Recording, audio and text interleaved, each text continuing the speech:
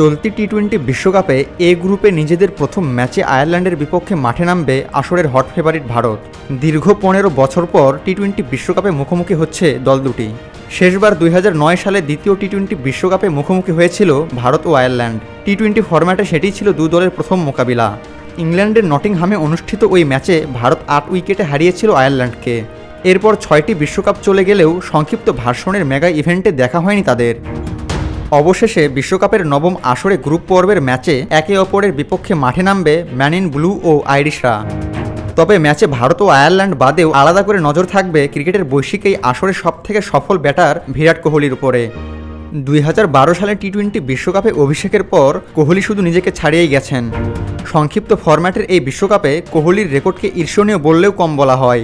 Champion খেতাব জিততে ব্যর্থ হলেও নিজের ব্যক্তিগত পারফরমেন্সে বারংবার নজর কেড়েছেন তিনি।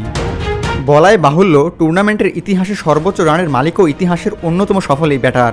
27 ম্যাচ খেলে 81 গড় ও 131 স্ট্রাইক রেটে 1141 রান নিয়ে সবার উপরে রয়েছেন তিনি। 2014 ও 2016 সালের আসরে হয়েছিলেন টুর্নামেন্টের সেরা প্লেয়ারও। 2014 সালে বাংলাদেশে অনুষ্ঠিত টি-20 বিশ্বকাপে 6 ম্যাচে করেছিলেন 319 রান, একক আসরে, যা এখন পর্যন্ত টুর্নামেন্টের ইতিহাসে সর্বোচ্চ। দ্য কিং কোহলি ক্রিকেটের এই বৈশ্বিক আসরে 103টি চার মেরেছেন। এবারের বিশ্বকাপে তার ব্যাট থেকে আর মাত্র 9টি বাউন্ডারি এলেই তিনি এই মেগা টুর্নামেন্টে সর্বাধিক চার মারা ক্রিকেটার হয়ে যাবেন। পেছনে ফেলবেন মাহেলা জয়বর্ধনেকে। শুধু তাই নয়, প্রথম ক্রিকেটার হিসাবে টি-20 বিশ্বকাপের মঞ্চে 1500 রানের গণ্ডি পার করারও হাতছানি দিচ্ছে কোহলিকে। তবে এত রেকর্ডের পরেও কখনো সিলভার ট্রফিটা ছুঁয়ে দেখা হয়নি টুর্নামেন্টের সবথেকে সফল এই ব্যাটারের।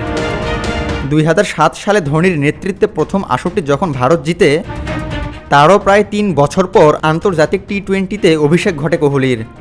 এরপরে আর শিরোপা ঘরে তুলতে পারেনি এশিয়ার দলটি। তবে এবারও কোহলির সামনে সুযোগ থাকছে ট্রফিটা ছুঁয়ে দেখার। ব্যক্তিগতভাবেও দারুণ ছন্দে আছেন এই ব্যাটার। আইপিএলে দুর্দান্ত একটা সময় পার করে বিশ্বকাপ খেলতে এসেছেন কোহলি। যুক্তরাষ্ট্রের দলের সঙ্গে সবার শেষে যোগ দেওয়ায় খেলেননি বাংলাদেশের বিপক্ষে একমাত্র প্রস্তুতি ম্যাচেও। তবে সে ম্যাচেও যশস্বী জাসওয়ালের না খেলা ইঙ্গিত দিয়েছে এবার ভারতের ওপেনিংয়ে রোহিতের সঙ্গে দেখা যেতে পারে কোহলিকেই। 1 দশকেরও বেশি সময় ধরে আন্তর্জাতিক শিরোপা নেই ভারতের। কোহলিও কখনো জিততে পারেননি টি-20 বিশ্বকাপ।